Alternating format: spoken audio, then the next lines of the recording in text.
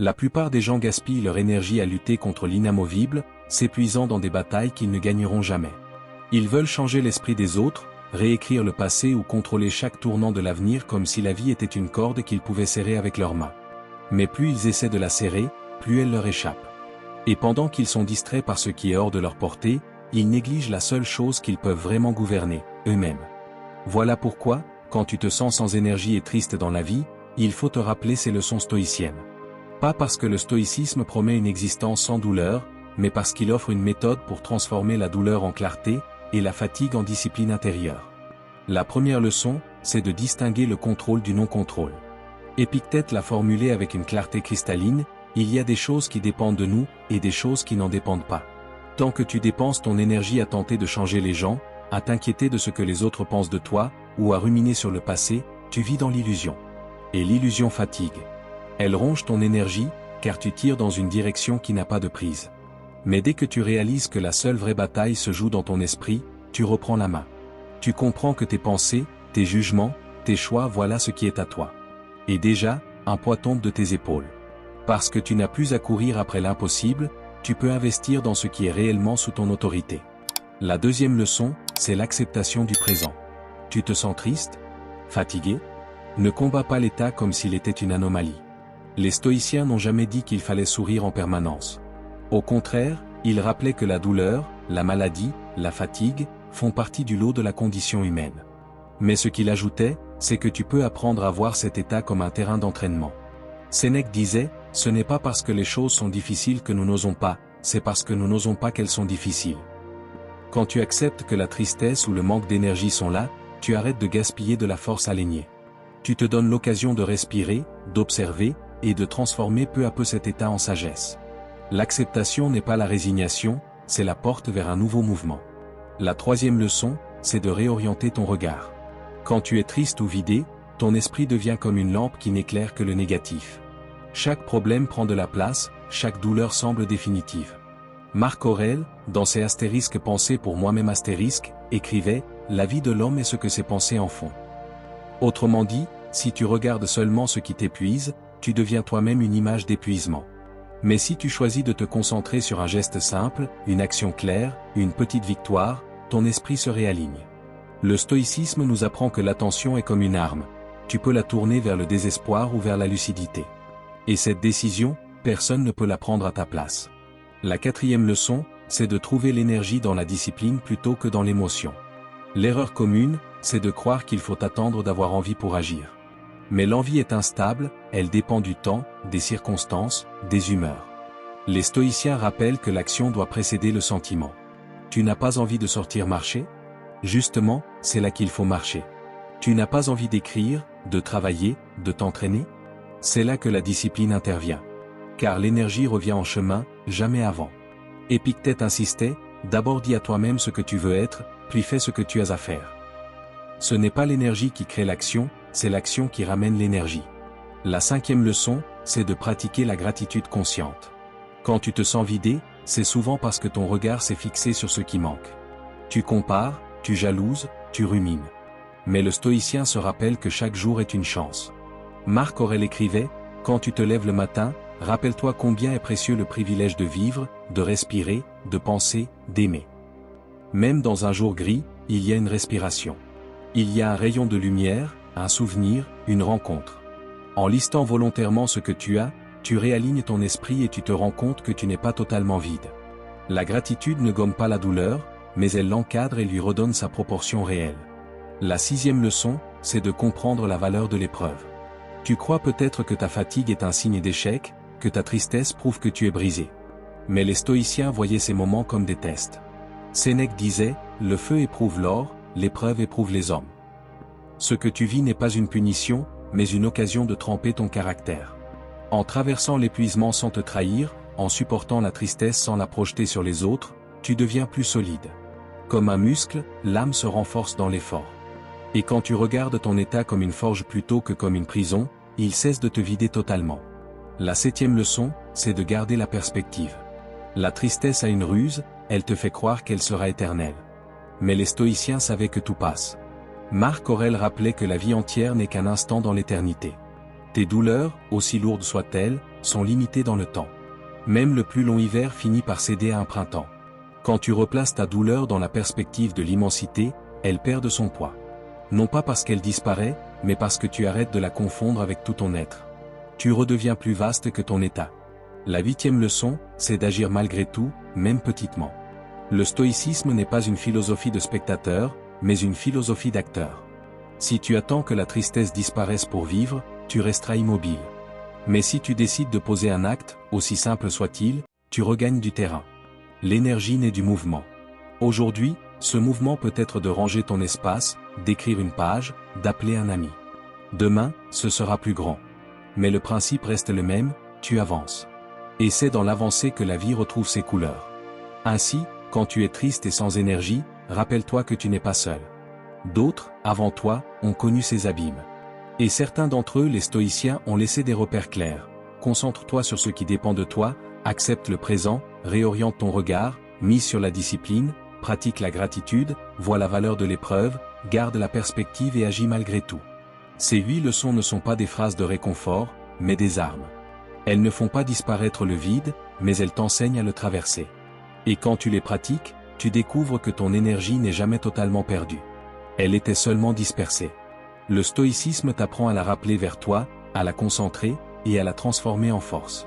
Alors, la prochaine fois que tu sens ton âme lourde et ton corps fatigué, ne te laisse pas enfermer dans le mensonge du désespoir. Reviens à ces leçons. Mets-les en pratique, une par une.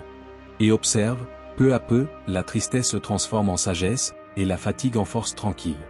Si cette vidéo t'a aidé, abonne-toi à la chaîne, partage-la avec quelqu'un qui traverse une période difficile, et écris en commentaire la leçon stoïcienne que tu veux appliquer dès aujourd'hui. Ensemble, faisons du stoïcisme non pas une vieille philosophie, mais une pratique vivante pour retrouver notre énergie et notre courage. Le rideau est déjà levé et ton nom apparaît dans le livret. Pourtant, tu restes dans la salle. C'est le point de rupture. Soit tu continues à regarder comment les autres décident du rythme de tes journées, soit tu montes sur scène et tu prends en charge ton histoire. Je ne vais pas l'édulcorer. Si tu restes en mode spectateur, la vie continuera à s'écrire sans toi. Mais si tu te lèves, si tu décides de monter sur cette scène, alors tu acceptes quelque chose d'essentiel du stoïcisme. Tu ne contrôles pas ce qui se passe à l'extérieur, mais tu contrôles ta manière d'y répondre. Et c'est précisément dans cette discipline intérieure que réside ta liberté. Chaque matin, avant même que le monde ne commence à t'imposer son chaos, tu peux t'offrir une routine de pensée, de rappels et de phrases simples mais puissantes qui te recentrent, qui t'arment et qui sculptent ton esprit. Voici les 8 choses que tu dois te répéter chaque jour pour vivre avec plus de force, plus de clarté et plus de paix. La première chose que tu dois te répéter chaque matin est *, je ne contrôle pas tout, mais je contrôle ma réaction. *, nous perdons une énergie immense à vouloir forcer les autres à nous aimer, à vouloir que les événements se déroulent exactement comme nous l'avions imaginé, à essayer de plier le monde à nos attentes. Mais la réalité, c'est que tu n'as jamais eu ce pouvoir. Tu ne contrôles pas la météo, tu ne contrôles pas les décisions des autres, tu ne contrôles pas les accidents, les imprévus ou les trahisons. Tout ce que tu possèdes vraiment, c'est ta réponse. C'est ta capacité à garder ton calme, à choisir la dignité plutôt que la panique, la maîtrise plutôt que la réaction impulsive. Si tu te répètes cela chaque jour, tu économises ton énergie et tu la diriges vers ce qui dépend de toi, et c'est là que réside ton vrai pouvoir. La deuxième chose que tu dois te dire, c'est *, chaque jour est un prêt, pas un dû. *, le stoïcisme nous rappelle sans cesse la fragilité de la vie. Nous vivons comme si le lendemain nous était garanti, comme si les opportunités allaient se présenter à l'infini. Mais ce n'est pas vrai. Tu n'es pas propriétaire de ton temps, tu en es seulement locataire. Ce que tu as aujourd'hui, ton souffle, tes proches, ton travail, tes possibilités n'est pas éternel. Alors si tu te réveilles en pensant que ce jour est un cadeau, pas une dette, tu le vivras différemment. Tu ne reporteras pas à demain ce que tu peux créer, dire ou accomplir aujourd'hui. Tu seras plus vigilant, plus reconnaissant, et donc plus vivant.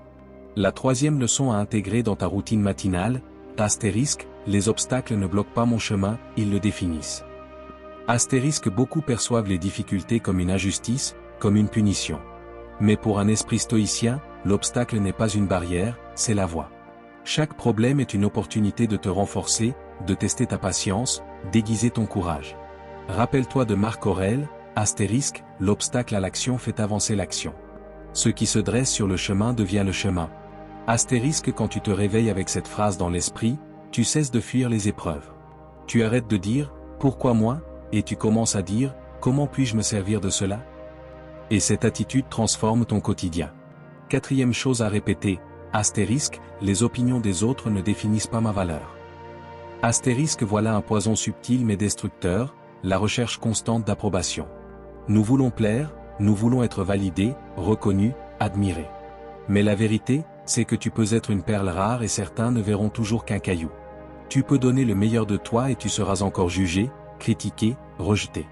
Alors rappelle-toi chaque matin, ta valeur ne dépend pas du regard extérieur. Elle dépend de ton intégrité, de ta cohérence avec tes principes. Si tu marches avec droiture, si tu restes fidèle à ce que tu crois juste, alors peu importe ce que disent les autres, tu resteras debout.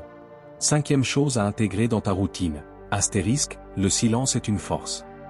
Astérisque, dans un monde qui valorise le bruit, les avis, les réactions immédiates, le silence est devenu une rareté. Mais le stoïcien sait que parler moins, c'est comprendre plus.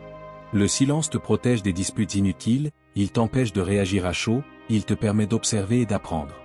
Le silence, ce n'est pas de la faiblesse, c'est une arme discrète. Chaque matin, rappelle-toi que tu n'as pas besoin de commenter tout, de répondre à tout, de prouver tout. Ta dignité grandit quand tu choisis le silence stratégique. La sixième chose à répéter, astérisque, le confort affaiblit, l'effort construit. Astérisque, nous avons tous cette tentation de chercher la facilité, de vouloir le chemin sans résistance. Mais chaque fois que tu choisis le confort, tu diminues ta résilience. Et chaque fois que tu choisis l'effort, même petit, tu te renforces.